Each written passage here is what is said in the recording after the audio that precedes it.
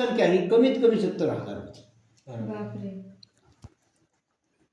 आपलेच कलाकार होतात म्हणजे मूर्ती आणि घडवण्यासाठी, पण त्या लोकांनी त्याचा हा आपले यूज करून 1500 घेतला. बरं का 1550 पर्यंत हा किल्ला यादवांकडे होता.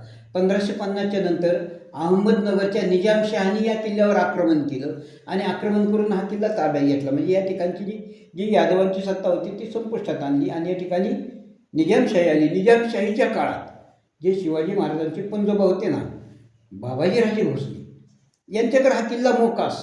मोकास म्हणजे काय की इथला चारा गोळा करणे, इथली देखभाल करणे, ही सगळी जबाबदारी कुणाकडे आली तर बाबाजीराजेंकडे आली. ते कशी आली म्हणजे मोकास कसा आला किल्ला, तर बाबाजीराजे हे मूळ वेरूळचे. हो. त्यांचं म्हणजे जे काय असेल तिकडे जमीन जुमला काय असेल पाटीलकी ती तिकडली करायची. पण नंतरच्या काळात त्यांनी तिकडली ती पाटीलकी सोडून दिली आणि तिकडली जमीन जुमला तो सुद्धा ऐकला. ऐकल्याच्या नंतर इथूनच एक 5 किलोमीटर दौंड तालुक्यात सिद्धटेक आणि दौंड या 2 गावांच्या मध्ये एक गाव आहे. त्या गावाचं नाव आहे देवळगाव. आणि त्या देवळगावला ते बाबाजीराजे येऊन स्थायिक झाले. स्थायिक झाल्याच्या नंतर तिथं वाडा बांधला आणि तिकडली जी जमीन इकली होती ना त्याच्या बदल्यात त्यांनी या ठिकाणी 10-12 गावांमध्ये जमिनी खरेदी केली. आणि ते ह्या निजामाकडे सरदारकी करत होते. सरदारकी करत असताना निजामशाही आणि आदिलशाही यांच्यात एक युद्ध झालं आणि त्या युद्धात शिवाजी महाराजांचे आजोबा कोण तर मालोजीराजे आणि मालोजीराजांचे बंधू विठोबाराजे यांनी त्या युद्धात पराक्रम गाजवला. पराक्रम गाजवल्याच्या नंतर मग निजामाने या किल्ल्याची सगळी जबाबदारी कुणावर दिली, बाबाजीराजांकडे. अशा पद्धतीने तो मोकास म्हणून त्यांच्याकडे आला. बाबाजीराजांच्या मृत्यूनंतर मालोजीराजांनी काही दिवस या किल्ल्याची देखभाल केली. पण नंतरच्या काळात मालोजीराजांचा सुद्धा अंत झाला. मालोजीराजांचा मृत्यू झाला आणि मृत्यू झाल्याच्या नंतर निजामाने त्यांचा एक विश्वासू सरदार, त्याचं नाव होतं मलिक अंबर, या मलिक अंबरला या किल्ल्याचा किल्लेदार म्हणून त्याची नेमणूक केली. कालांतराने या किल्ल्यावर परत एक आक्रमण झालं. ते झालं मोगलांचं. 1638च्या नंतर या किल्ल्यावरचं जी निजामशाहीची सत्ता होती ना ती संपुष्टात आणून या ठिकाणी मुघलशाही आली. मुघलशाहीच्या काळात नंतरचा मुघलशाहीचा जो 1638 ते 1707 या दरम्यान ही मुघलशाहीकडे होता किल्ला.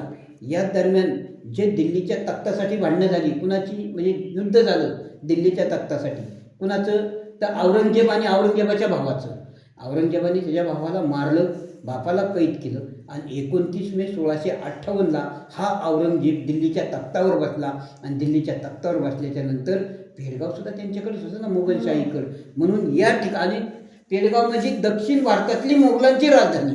मग या ठिकाणी औरंगजेबाने काय केलं तर आपला दुधे भाऊ, आता हा दुधे भाऊ म्हणजे काय की ज्यावेळेस औरंगजेब जन्मला ना तर त्याच वेळेस त्याचा हा दुधे भाऊ, त्याचं नाव होतं जहान खान बहादूर खान कोकलदास, हा जन्मला. आणि हा जन्मल्याच्या वेळेस पूर्वी काय राहायचे की राणीचं सौंदर्य अबाधित राखण्यासाठी दुसऱ्या स्त्रीला स्तनपान केलं जायचं. मग हा बहादूर खान आणि औरंगजेब एकाच वेळी जन्मले. मग त्या बहादूर खानच्या आईला ही दोघंही पिले आणि मोठी झाली. आणि मग एकाच आईचं दूध पिल्यामुळे त्यांचं नातं दूध भावाचं झालं ना. मग औरंगजेबाने आपला दूध भाऊ जहान खान बहादूर खान कोकलदासला दक्षिणेचा सुभेदार नेमला. आणि दक्षिणेचा सुभेदार नेमल्याच्या नंतर तो बहादूर खान या ठिकाणी आला. आल्याच्या नंतर 360 एकरचा किल्ला आणि तो यादवांनी बांधलेला होता. हा किल्ला आपण त्याला आपलं काय म्हणतो की वास्तुशास्त्राप्रमाणे या किल्ल्याचं सगळं बांधकाम होतं. इथल्या जे प्रत्येक किल्ल्यामध्ये एक बालेकिल्ला असतो, या बालेकिल्ल्यातले ज्या वास्तू होत्या, इमारती होत्या, ह्या सगळ्या हिंदू पद्धतीने होत्या. आणि ते त्यांनी तोडल्याच्या नंतर ते परत बांधल्या. आजही तुम्हाला त्या ठिकाणी जर पाहायला गेलं ना, आपलं पाहिलं ना तिथं, तर षटकोनी असे दगडी प्लेयर आहेत. षटकोनी दगडी प्लेयर म्हणजे यादवांचं बांधकाम. त्याला काय केलंय त्यांनी चुन्याचं मुलामा दिलाय. दिलेला आहे. गिलावा देऊन ते झाकण्याचा प्रयत्न केला. पण ते आता आम्ही काढल्यामुळे, त्याची माती काढल्यामुळे ते टिकाव लागून त्यातला तो गिलावा सुद्धा निघून गेला, म्हणजे प्लास्टर सुद्धा निघून गेलं. आणि आम्हाला त्या आतमध्ये नेमकं काय आहे, त्या प्लेयर कसे आहेत तर ते षटकोनी आकारचे प्लेयर दिसले. ही मुस्लिम पद्धती नसतीच. षटकोनी पद्धत ही आपली हिंदू रीतिरिवाज, वास्तुशास्त्र आपण त्याला म्हणतो. तर त्या वास्तुशास्त्रात सगळं बांधकाम तोडून त्यांनी ते मुस्लिम पद्धतीने बांधकाम केलं.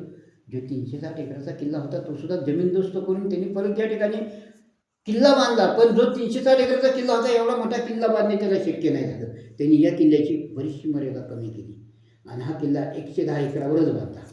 110 एकर त्या 52 पेटातनं चालणारा तो परत बाजार, सोन्या चांदीचा, अनेक प्रकारचे व्यापार या ठिकाणी केले जायचे. पण त्यांनी या किल्ल्यामध्ये अनेक बदल काय केले, तर या ठिकाणी जसं आपण गावाला पाण्याची टाकी आणि पाण्याच्या टाकीद्वारे नळ योजना राबवतो ना आपण प्रत्येक गावात, तशाच पद्धतीने या ठिकाणी यादवकालीन बाराव होती. त्या बारावर त्यांनी थारोळं बांधून तिथं मोठ चालवली आणि ते बारावतलं पाणी त्या थारोळ्यात काढून तिथनं खपराची पाईपलाईन करून एक 500 ते 600 फुटावर हौद बांधला. त्या हौदावर परत एक थारोळं बांधलं आणि त्या थारोळ्यातलं पाणी परत ते मोठीने ओढलं. त्याने दुसरी मोठ म्हणजे हत्ती त्या मोठ्याला झोपले गेलेले शेंदार पाणी शेंदण्यासाठी, तर ते दुसऱ्या हत्तीच्या मोठीद्वारे अख्ख्या किल्ल्यात खपराच्या पाईपलाईन करून प्रत्येक पेठांमध्ये पाणी पुरवठा केला आणि मग त्यांनी या किल्ल्याचं नाव बदललं आणि स्वतःच्या नावावरून या किल्ल्याचं नाव त्यांनी बहादूरगड ठेवलं. पण हा किल्ला प्रामुख्याने ओळखला जातो तो संभाजी महाराजांच्या बलिदानाने आपलेच काही लोक फितूर होतात हो. त्याच्याही आधी एक इथं अशा काही ऐतिहासिक असं घटना घडल्या की त्यातली पहिली एक 1674ला शिवाजी महाराजांचा राज्याभिषेक होतो आणि ज्यावेळेस शिवाजी महाराज राज्याभिषेक करायची घोषणा करतात तर ही बातमी ज्यावेळेस त्या औरंगजेबाला कळती, औरंगजेब त्याच्या ह्या ठिकाणचा असणारा त्याचा दूध भाऊ बहादूर खानला आदेश देतो की शिवाजी महाराजांचा राज्याभिषेक रोखायचा. पण शिवाजी महाराज हे हुशार होते. शिवाजी महाराजांना पक्क ठाऊक होतं की आपण जर इतर ऋतूत जर राज्याभिषेक ठेवला तर मुघल आपल्यावर आक्रमण करते म्हणून ऐन पावसाळ्याच्या तोंडावर शिवाजी महाराजांनी राज्याभिषेक ठेवला. 6 जून त्यावेळेस आपल्याकडे पाऊस चालू होता आणि मग हे मुघल प्रयत्न करतात शिवाजी महाराजांचा राज्याभिषेक रोखायचा, पण त्यात त्यांना अपयश येतं. शिवाजी महाराजांचा राज्याभिषेक होतो ही बातमी ज्यावेळेस औरंगजेबाला कळती त्यावेळेस औरंगजेब ह्या बहादूर खानवर नाराज झालेला असतो. तुला दिलेली कामगिरी तू फत्य करू शकत नाही म्हणला. नुसताच लोकांना म्हणतो का मी आलमगीर बादशाहचा दूध भाऊ आहे काय म्हणून त्याच्यावर नाराज झालेला असतो. मग नाराज झालेल्या आलमगीर बादशाहला हा बहादूर खान खुश करायचं ठरवतो. मग काय करतो, या परिसरातील जेवढे हिंदू मंदिरं जेवढे हिंदू लोक होते इथनं लुटमार करून जवळजवळ 1 कोटी होन, आता आपलं चलन कसं पैशात पूर्वी होनमध्ये राहायचं तर 1 कोटी होन 200 उच्च प्रतीची अरेबियन घोडी या पिढ्यावरच्या